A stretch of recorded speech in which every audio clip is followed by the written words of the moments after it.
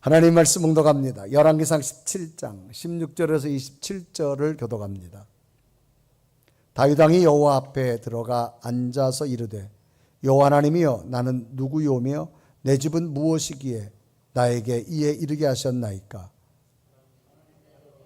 소 이릇을 오히려 작게 여기시고 또 종의 집에 대하여 먼 장래까지 말씀하셨사오니 여호와 하나님이여 나를 존귀한 자들 같이 여기셨나이다. 주께서 주의 종에게 베푸신 영예에 대하여 이 다윗이 다시 주께 무슨 말을 하오리까. 주께서는 주의 종을 아시나이다. 여호와여 주께서 주의 종을 위하여 주의 뜻대로 하니 모든 일을 행하사 이 모든 큰 일을 알게 하셨나이다. 여호와여 우리 귀로 들은 대로는 주와 같은 이가 없고 주 외에는 하나님이 없나이다. 땅의 어느 한 나라가 주의 백성 이스라엘과 같으리이까. 하나님이 자기 백성을 구속하시려고 나가사 크고 두려운 일로 말미암아 이름을 얻으시고 애굽에서 구속하신 자기 백성 앞에서 모든 민족을 쫓아내셨사오며 주께서 주의 백성 이스라엘을 영원히 주의 백성으로 삼으셨사오니 여호와여 주께서 그들을 하나님이 되셨나이다. 여호와여 이제 주의 종과 그의 집에 대하여 말씀하신 것을 영원히 견고하게 하시며 말씀하신 대로 행하사 견고하게 하시고 사람에게 영원히 주의 이름을 높여 이르기를 만군의 여호와는 이스라엘의 하나님 곧 이스라엘에게 하나님이시라 하게 하시며 주의 종 다윗의 왕조가 주 앞에서 견고히 서게 하옵소서. 나의 하나님이여 주께서 종을 위하여 왕조를 세우실 것을 이미 듣게 하셨으므로 주의 종이 주 앞에서 이 기도로 간구할 마음이 생겼나이다. 여호와여 오직 주는 하나님이시라. 주께서 이 좋은 곳으로 주의 종에게 허락하시고 이제 주께서 종의 왕조의 복을 주사 주 앞에 영원히 두시기를 기뻐하시나이다. 여호와여 주께서 복을 주셨사오니 이 복을 영원히 누리리이다 하니라. 아멘. 국가인권위원회라고 하는 기관에 인권도서관에 소장된 책 중에 하나가 위대한 대통령, 끔찍한 대통령이라고 하는 미국을 배경으로 자료를 정리한 책이 하나 있습니다.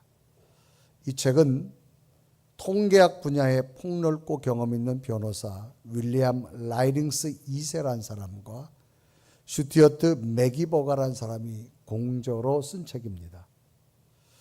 이 두 사람은 미국과 캐나다의 역사학자 또 정치학자 719명 또한 미국 각 주의 시민 각계각층의 의견을 수렴해서 10년 동안 작업한 끝에 역대 최고의 대통령과 최악의 대통령을 선정해서 책에다 기록했습니다.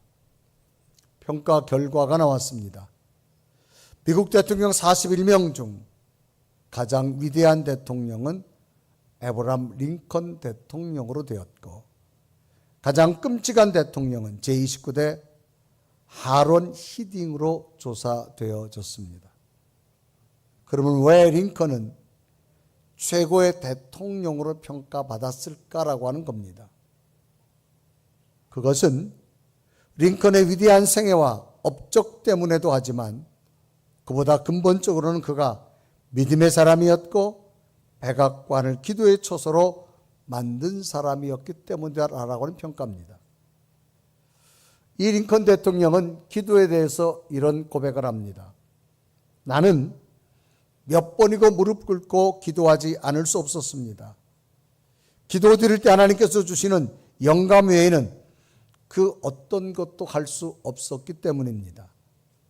나 자신의 지혜로는 그 어떤 것도 대적할 수도 없었고 하나님 주시는 영감의 확신을 믿었습니다. 그래서 링컨 대통령은 하나님 앞에 자신의 한계를 솔직하게 고백했습니다.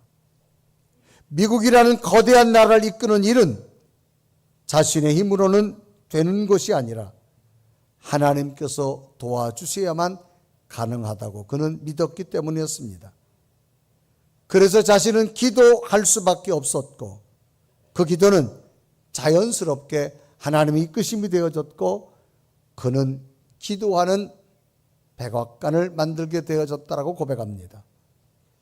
결국 우리 링컨 대통령의 기도는 자신의 나약함을 인정하는 기도였고 하나님의 긍휼과 은혜를 구하는 기도가 되어졌습니다. 이렇게 하나님의 은혜만을 구하고 하나님의 은혜로 살아왔던 링컨은 세계인들의 존경받는 인물로 후대에 남게 되어졌습니다. 이처럼 자신의 나약함을 인정하며 하나님의 은혜를 구하는 사람의 깊은 마음 속에 있는 가장 진실된 것은 자신의 마음 속에는 하나님께 대한 감사의 마음이 있었기에 기도 드릴 수 있었다라고 하는 사실입니다. 인간에게 있어서 하나님을 향한 가장 기본적인 자세는 하나님에 대해서 감사의 마음을 가질 때만이 하나님과의 영적 교통이 이루어진다라고 하는 겁니다. 그래서 감사의 마음은 하나님께 향하는 가장 기본적이 되는 바른 길과도 같다라고 말합니다. 마치 전선이 연결되어져야만 전기 에너지가 전달되어지듯이 인간이 하나님과 관계를 가지려면 하나님의 형상이 들어있는 우리 속에서 하나님께 감사의 마음을 가질 때만이 하나님과의 연결점이 되어짐을 의미합니다. 이런 관점에서 오늘 성경 본문에 인생의 결과가 너무나 다른 대조적인 두 사람, 이스라엘의 두 왕을 소개합니다. 하나님께서 이스라엘 역사 속에서 초대왕 사울 왕을 세웁니다. 하나님께서 직접 택하셔서 기름 부어서 초대왕을 세우게 됩니다. 그런데 사울이 점점 교만해져서 하나님의 길에서 벗어나자 하나님은 사울 왕을 왕으로 세운 것을 후회하기 시작합니다. 이때 장면이 사무엘상 15장 11절에 기록하지요. 내가 사울을 왕으로 세운 것을 후회하노니 그가 돌이켜서 나를 따르지 아니하며 내 명령을 행하지 아니하였음이라 하신지라 사무엘이 근심하여 온 밤을 여호와께 부르짖으니라 라고 기록합니다. 결국 하나님은 사울을 왕의 자리에서 내리시고 이세의 아들 중에서 하나님 마음에 맞는 새 왕을 세우게 되는데 이때 선택된 사람이 다윗이라고 하는 소년이었습니다. 다윗은 이세의 8번째 막내 아들입니다. 존재감 자체가 없었습니다. 당시 하나님의 사사였던 사무엘이 이 이세의 집에 가서 하나님의 영감을 따라 사울 왕의 뒤를 이어서 왕으로 세우려고 하는데 아무리 아들들을 보아도 감동이 오지 않습니다. 그래서 하나님께서 사무엘 통해 묻습니다. 이 아이들이 전부냐? 아닙니다. 아직도 막내가 있는데 들에서 양을 치고 있습니다. 그러니까 형제들 자리에도 낄 수 없는 존재감조차도 없던 연약한 아들이 바로 이 다윗이었습니다. 그래서 사무엘이 말합니다. 그 아이를 데려와라. 그 아이가 오기까지는 내가 함께 식탁도 하지 않겠다라고 말합니다. 이때 장면이 사무엘서 16장 11절은 기록하지요. 또 사무엘이 이세에게 이르되 내 아들들이 다 여기 있느냐? 이세가 이르되 아직 막내가 남았는데 그는 양을 지키나이다. 사무엘이 이세에게 이르되 사람을 보내어 그를 데려오라. 그가 여기 오기까지는 우리가 식사 자리에 앉지 아니하겠노라 라고 말합니다. 그런데 하나님은 이렇게 그 누구에게도 인정조차 받지 못하던 다윗을 이스라엘의 왕으로 하나님이 세우게 됩니다. 참으로 놀라운 일이 아닐 수 없습니다. 하나님께서는 왜 집안에조차 존재감이 없던 이 다윗을 이스라엘 왕으로 하나님이 세우셨을까라는 겁니다. 이 부분에 대해서 후대에 다윗에 대해서 하나님이 쓰신 이유를 기록하였는데 성경은 하나님 마음에 들은 자라 그렇게 말합니다. 그래서 사도행전 13장 21절과 22절은 이렇게 기록하지요. 21절 말합니다. 그 후에 그들이 왕을 구하거늘 하나님이 베냐민 집밭 사람 기스의 아들 사울을 40년간 주셨다가 22절을 보면 패하시고 다윗을 왕으로 세우시고 증언하여 이르시되 내가 이새의 아들 다윗을 만나니 내 마음에 맞는 사람이라 내 뜻을 다 이루리라 라고 기록합니다. 다윗을 하나님 마음에 맞는 사람이라고 말하면서 하나님 마음에 들었기 때문에 하나님의 뜻을 다윗을 통해 다 이루겠다라고 말합니다. 그러면 하나님께서는 다윗의 어떤 모습이 하나님 마음에 들었는가를 오늘 성경을 통해 발견해 보면서 다윗을 택하신 하나님께서 그 다윗의 가문과 왕조를 세운 것처럼 오늘 우리의 신앙도 지나간 6개월을 되돌아보며 우리의 모습이 어떤 모습인가 나를 돌아보면서 다시 하나님 마음에 들으셔서 앞으로 미래의 시간에 하나님의 복된 약속이 여러분에게 선포되기를 주님의 이름으로 축복합니다. 하나님이 다윗을 택하신 이유가 뭐냐? 첫째는 은혜를 생각했다는 겁니다. 은혜를 생각했다. 사람은 육체도 같이 있지만 육체 속에는 하나님의 형상을 가지고 있습니다. 정신적 세계를 가지고 있습니다. 그래서 우리는 정신적 세계에서 생각도 할 수 있고 감정을 만들 수도 있고 우리의 어떤 상상력도 할 수 있고, 그런데 이 정신적 세계와 육체적 세계가 서로 에너지가 연결되어졌다는 겁니다. 갑자기 속상하면 내 육체의 반응이 막 나타나기 시작합니다. 몸이 아프기도 하고 피부에 트러블도 생기는 것, 그 정신적 스트레스로 생기게 되어지는 겁니다. 사람은 내 정신적 세계에 무엇을 인지하고 있느냐가 참 중요합니다. 오늘 성경에 보면 다윗은 은혜를 생각했다. 은혜란 말은 고맙게 베풀어주는 혜택이란 뜻입니다. 그러면 뭘 생각했냐? 하나님께서 인도함을 늘 생각한 사람 중에 하나가 누구냐? 다윗이라는 겁니다. 다윗은 자신이 왕이 된 후에 이제 왕궁에 거하게 됩니다. 그런데 어느 날 보니까 갑자기 의리하는 왕궁에 살다 보니까 하나님의 법궤가 생각나서 보니까 하나님의 법궤는 너무 초라한 거예요. 그래서 다윗의 마음속에 어떤 마음이 들었느냐? 하나님의 나단 선지자를 부릅니다. 나는 이처럼 호화로운 왕궁에 있는데 어떻게 하나님의 법궤가 있는 하나님의 성전은 저렇게 초라하냐? 내가 하나님의 성전을 왕이 됐기 때문에 건축하겠다, 그렇게 말합니다. 이때 장면이 역대상 17장 1절은 기록하죠. 다윗이 그의 궁전에 거할 때 다윗이 선지자 나단에게 이르되 나는 백향목 궁에 거하거늘 여호와의 언약궤는 휘장 아래 있도다라고 말합니다. 자기가 거하는 왕궁과 하나님의 법궤가 있는 성전을 바라보니까 너무 비교되는 겁니다. 그래서 성전을 건축하겠다고 나단 선지자에게 이야기하자 나단 선지자가 하나님 앞에 물어봅니다. 하나님, 다윗 왕이 하나님의 성전을 건축하겠다고 합니다. 하나님이 나단 선지자에게 말합니다. 아니다. 다윗은 할 수 없고 다윗의 아들이 하나님의 성전을 건축할 거다.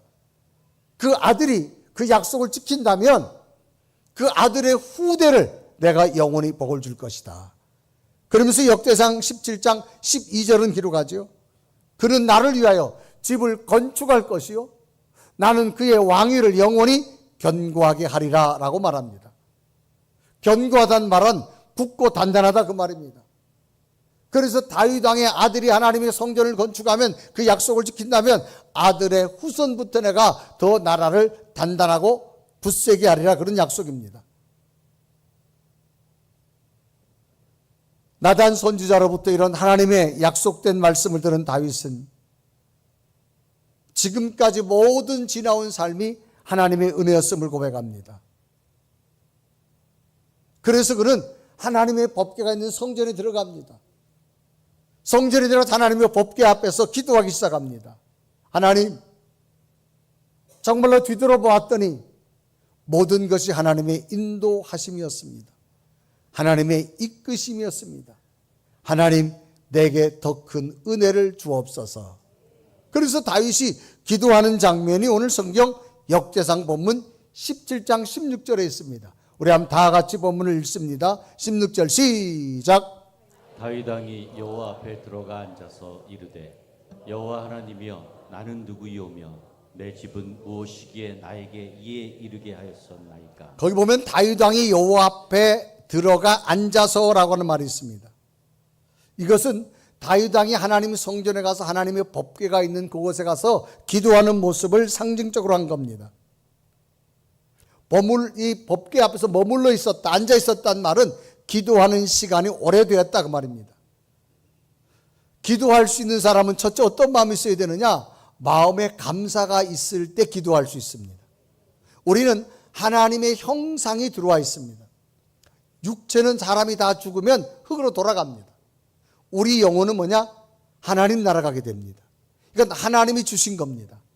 그러면 하나님과 연결되려면 첫 번째가 뭐냐? 감사하는 마음을 가질 때 하나님과 연결이 됩니다. 여러분들 여기 다 각각 휴대폰을 다 가지고 있습니다. 똑같이 여러 번 벨이 울리지 않습니다. 주파수가 다 다릅니다. 우리 각각의 주파수가 있습니다. 하나님이 원하는 주파수는 내가 감사하는 마음을 가질 때 하나님과 연결됨을 기억하시길 바랍니다. 그래서 다윗은 하나님의 성전에 들어가서 지금까지 인도하신 하나님의 은혜를 생각했어요. 그리고 하나님 앞에 기도하게 되어지는 다윗의 모습. 그래 역대상 17장 16절에 이르고 하죠. 다윗 왕이 여호와 앞에 들어가 앉아서 이르되 여호와 하나님이여 나는 누구요며 내 집은 무엇이기에 나에게 이에 이르게 하셨나이까라고 말합니다. 사람의 언어는 그냥 나오는 게 아닙니다. 자기 속의 생각을 언어로 표현하는 겁니다. 특별히 하나님 법궤 앞에서 드리는 이 다윗의 기도는 가장 내면 깊은 생각에서 나오는 기도일 겁니다. 다윗의 고백은 하나님 나는 아무것도 아닙니다. 지나온 삶이 하나님의 도우심이었고 하나님의 은혜였습니다. 오늘 내가 왕의 자리에 있지만 나는 왕이 될 수 없었지만 하나님의 인도하심으로 이 자리까지 인도해 주셨습니다. 그래서 은혜를 고백하고 있는 이 다윗의 모습. 그리고 역대상 17장 16절에 말하죠. 다윗 왕이 여호와 앞에 들어가 앉아서 이르되 여호와 하나님이여 나는 누구이오며 내 집은 무엇이기에 나에게 이에 이르게 하셨나이까. 여기서 이르게 하셨나이까 이 말은 지난 과거의 모든 순간순간을 이야기하는 겁니다. 지나간 모든 순간이 하나님이 이끄셨다는 겁니다. 이르다란 말은 어떤 목적지에 이르다 그 말이죠. 하나님은 오늘 저를 여기까지 인도하신 것은 하나님께서 이끌어 주셨다는 고백입니다. 다윗 자신은 이처럼 자신이 왕이 되어진 것이 자기의 실력이 아니고 자기의 노력이 아니라는 겁니다. 하나님께서 이끌어 주셨음을 고백하고 있습니다. 이 다윗은 어떤 사람이었을까? 2세의 8번째 아들 목동입니다. 양을 치던 목적입니다. 하루는 사무엘이 와가지고 2세의 아들들에게 하나님이 감동되는 사람을 뽑으려고 하는데 아버지가 형들을 다 불렀어요. 사무엘이 와서 네 형들의 얼굴 좀 보자. 그러니까 아마 형제들이 갑자기 들에서 일하다 말고 전부 세수하고 머리 감고 얼굴에 무스도 바르고 옷도 입고 아마 다 섰을 거예요. 멋지게 하고 섰을 거죠. 그런데 아무리 사무엘이 봐도 하나님이 감동되는 사람이 없는 거예요. 이 아들이 전부냐? 아니에요. 막내가 있는데 들에 양치고 있어요. 데려와라. 그래서 양치던 다윗 모습 그냥 땀이 범벅이 되고 양치던 옷 그대로 왔지만 그 얼굴을 보는 순간 하나님의 영이 감동된 줄로 믿습니다.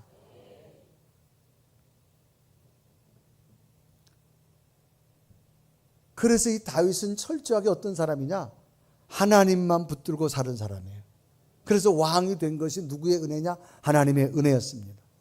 특별히 이 다윗은 왕이 되기 전에 사울이 그렇게 죽이려고 합니다.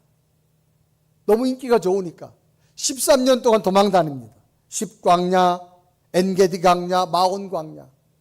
한 번에 엔게디 광야에서 숨어 있는데 사울 왕이 쫓아와 찾으러 왔다가 동굴 입구에 있습니다. 굴 속에 있던 다윗의 추종자들이 사울 왕이 왔으니 죽이자고 말합니다. 뒤에 가서 칼로 죽이자고 말합니다. 그때 다윗이 말하죠. 다윗이 가가지고 사울 왕의 옷자락만 베입니다.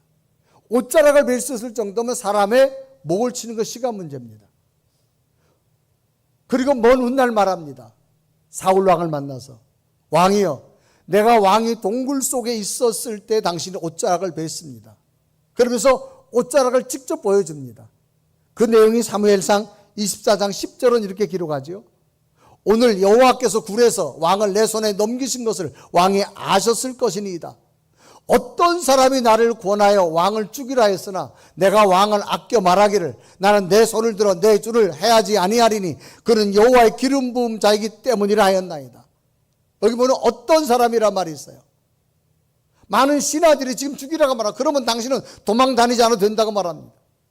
그런데 다윗의 신앙은 뭐냐? 철저하게 하나님 중심의 신앙이었습니다.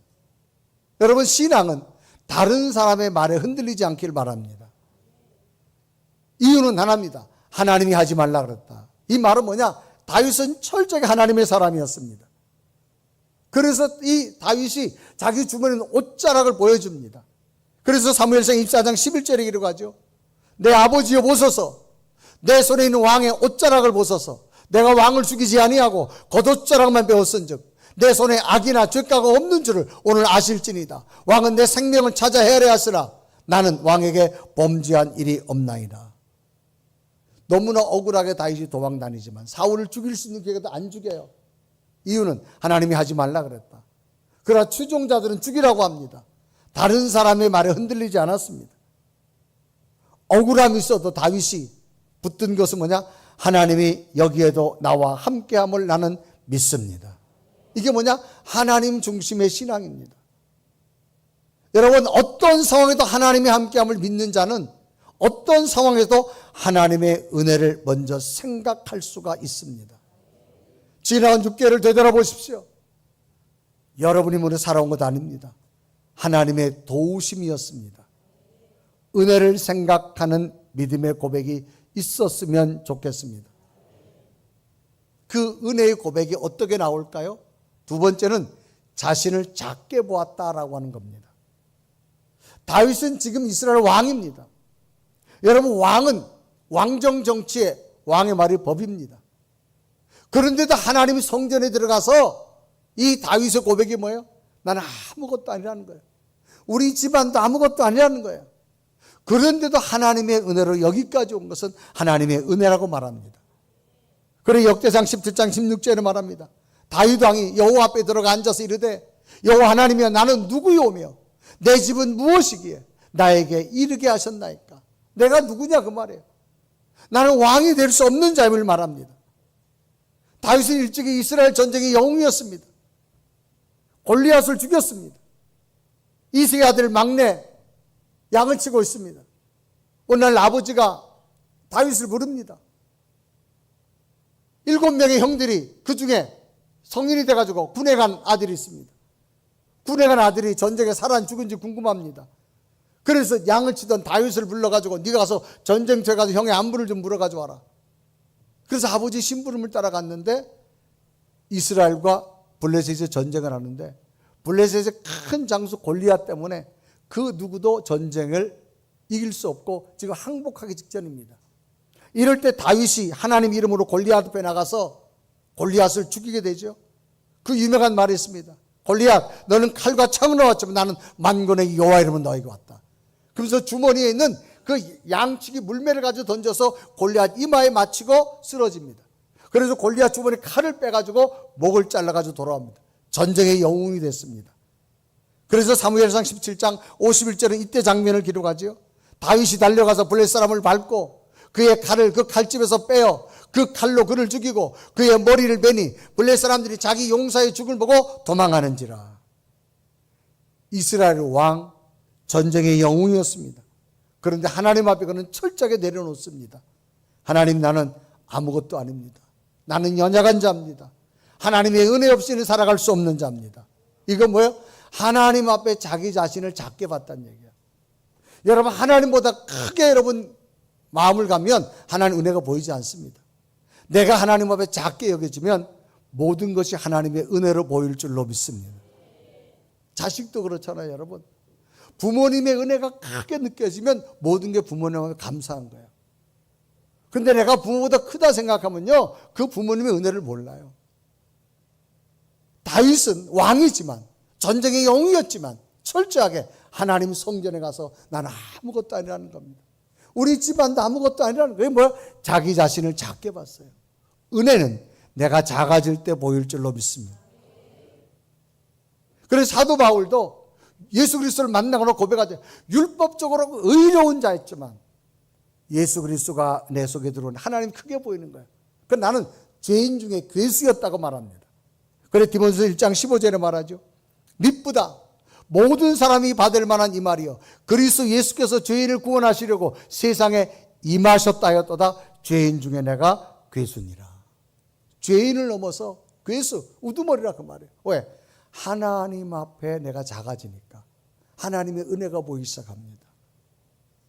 여러분 지나간 6개월의 삶이 하나님을 한번 크게 보십시오. 모든 것이 감사가 되어지고 모든 것이 은혜가 되어지고 모든 것이 하나님 앞에 고백이 될 줄로 믿습니다. 그래서 사도 바울은 이런 하나님의 은혜를 품고 나니까 고백하잖아요. 내가 살아갈 길이 하나님의 뜻을 찾았어요. 그 뜻이 뭐냐? 그저 기뻐하는 거야. 그저 기도하는 삶이야. 범사에 감사하는 삶이야. 그래서 데살로니가서 5장 16절과 18절 다 같이 읽어봅니다. 시작. 쉬지 말고 기도하라. 범사에 감사하라. 이것이 그리스도 예수 안에서 너희를 향하신 하나님의 뜻이니라. 하나님의 뜻을 찾고 나니까요. 여러분 기뻐하며 사십시오. 항상 기뻐하라 그랬어요. 여러분 건강하면 기뻐하십시오. 그리고 쉬지 말고 기도하십시오. 범사에 감사하십시오. 그게 하나님 뜻이라는 거예요. 그래서 여러분 하나님의 은혜를 찾고 나면 내가 작아지고 나면 4가지 때문에 감사할 수 있어요. 그게 뭐냐? 따라합시다. 그러니까 감사. 그러니까란 뭐야? 앞에 내용에 이유나 근거가 있는 거예요. 그러니까 무엇 때문에 감사하다는 거예요. 따라합시다. 그러니까 감사.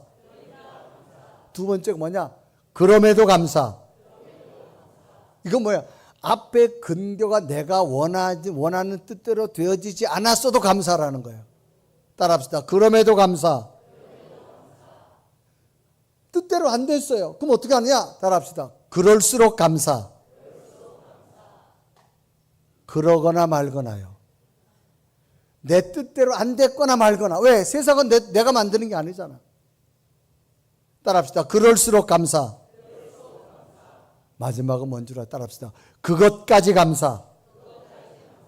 작은 것, 약한 것, 안 된 것, 실수한 것, 부족한 것, 그것 가지고도 감사하라는 거예요. 자, 따라합시다. 그러니까 감사. 그럼에도 감사. 그럴수록 감사. 그것까지 감사. 아멘.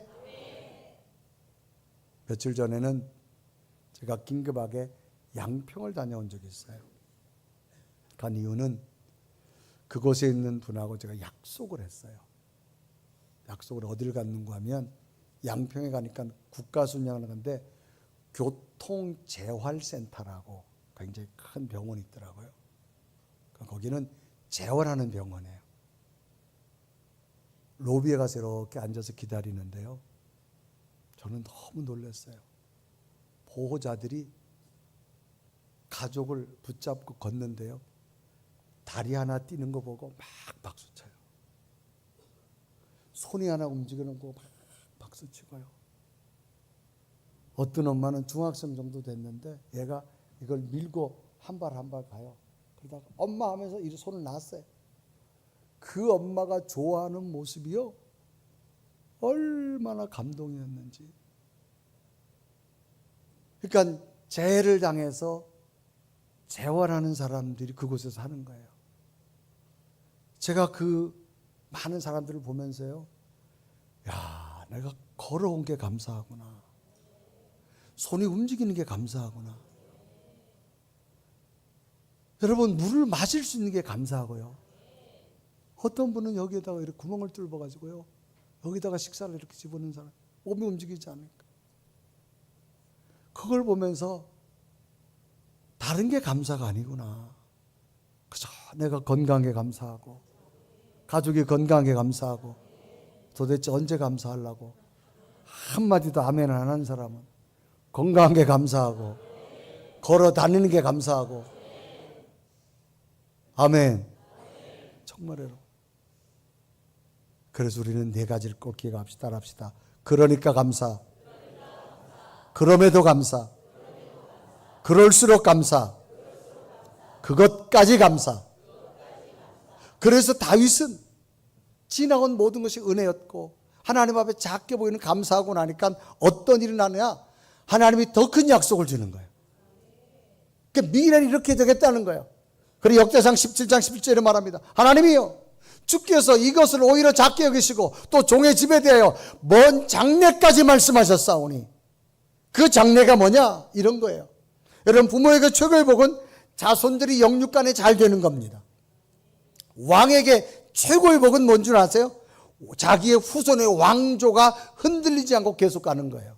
왜? 정치는 끊임없이 쟁찰전이 나타나기 때문에 자기의 후손들이 왕조를 잘 이어가는 게 복입니다. 왕족도 아닌 다윗이 왕이 됐잖아요. 이제 자기 후손들이 왕이 돼서 이어가야 되는데 하나님이 뭐라? 내 후손의 왕족을 주시겠다는 거예요. 그래서 성경 역대상 17장 26절에 이르고 합니다. 여호와여, 오직 주는 하나님이시라. 주께서 이 좋은 것으로 주의 종에게 허락하시고, 27절에 이르고 합니다. 이제 주께서 종의 왕조의 복을 주사 주 앞에 영원히 두시기를 기뻐하시나이다. 여호와여, 주께서 복을 주셨사오니 이 복을 영원히 누리리이다. 감사하고 나니까, 은혜를 찾고 나니까, 다윗은 왕조가 아닙니다. 왕의 가문이 아니에요. 목동이 왕이 된 거예요. 그러니까 그 왕조를 이어가려면 어렵습니다. 왜? 왕권 쟁탈이, 그러나 하나님이 지켜준다는 거예요. 그래서 다윗의 뒤를 이어서 솔로몬이 되는 왕조의 역사가 나타납니다. 오늘 우리에게 무엇이 필요할까요? 2025년 이제 반환점을 돌아갑니다. 모든 것이 하나님의 은혜였음을 고백하며 하나님 앞에 작게 여기십시오. 하나님이 크게 보인다면 더 놀라운 일들을 여러분 주실 줄로 믿습니다. 행여나 여러분 뜻대로 되지 않았다고 속상하지 마세요. 피할 길을 주신 하나님, 돌아갈 길을 주신 하나님, 또 다른 아름다운 일들을 만들어 주실 줄로 믿습니다. 따라합시다. 그러니까 감사, 그럼에도 감사, 그럴수록 감사, 그것까지 감사. 이 네 가지를 붙들고 감사하는 여러분 되기를 주님의 이름으로 축복합니다. 우리 한번 고백하며 찬양할까요? 이 네 가지, 하나님, 이 찬양이 내게 있게 하옵소서. 고백하며 찬양합니다. 손뼉치며 찬양합니다. 그래서 감사, 그래도 감사, 감사, 그러므로 감사, 그렇지만 감사, 그럼에도 감사, 그러니까 감사, 아주 감사, 감사, 일이 아니하실지라도 감사, 그럼에도 불구하고 감사, 이래도 저래도 감사, 매일매일 감사, 감사, 감사, 쉬지 말고 감사, 감사에 감사. 그냥 감사할 때만 크게 하면 돼. 다시 한번 하겠습니다. 손뼉 치면서 감사, 그래도 감사, 일어나 감사, 그러므로 감사, 이렇지만 감사, 그럼에도 감사, 그러니까 감사, 아주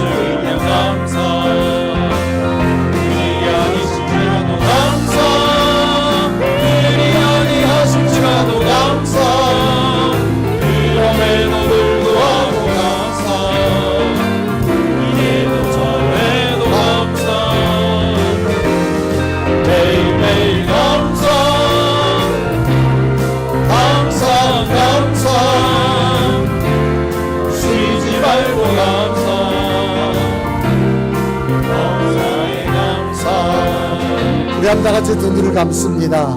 여러분, 지나온 6개월의 시간 한번 가만히 되돌아보세요. 그러니까 감사해야 되고요. 그럼에도 감사해야 되고요. 그럴수록 감사해야 되고요. 그것까지도 감사한다면 더 놀라운 약속이 우리에게 주실 줄로 믿습니다. 우리들 2025년 시간의 반환점을 돌았습니다. 앞으로의 더 큰 약속이 우리 가운데 있게 하여 주셔서 올 맥주 감사절에 우리 마음을 진정으로 드릴 수 있는 감사의 고백이 되게 하여 주옵소서. 여러분, 가정의 건강 주신 거 감사, 자녀들의 건강 주신 감사, 삶에 인도하신 거 감사, 믿음 주신 거 감사, 평안한 거 감사. 우리 한번 고백하며 주님, 이 모든 것이 감사했음을 고백하는 기도를 하나님 앞에 드리도록 하겠습니다. 우리 다 같이 감사의 고백의 기도를 드립니다. 살아계신 하나님, 감사합니다. 이런 모습 저런 모습 주의 은혜가 너무나 크기에 오늘 하나님 앞에 감사절의 예배를 드리며 감사의 고백을 드립니다. 연락하시고 받으시고 하나님의 약속이 선명하게 느껴질 수 있도록 주의 거룩한 은총과 능력이 나타나게 하나님, 오 살아계신 하나님, 오 성령의 하나님, 참된 믿음의 감사의 고백을 우리 속에 있게 하여 주셔서 이 감사절을 우리의 고백을 하나님 흥명하는 고백이 되기 원합니다. 하나님이 기뻐하는 감사가 되기 원합니다. 하나님 앞에 온전한 감사의 절기에 하나님의 영광이 되는 감사가 될 수 있도록 인도하여 주옵소서. 하나님 앞에 너무나 작은 내 모습 감사합니다.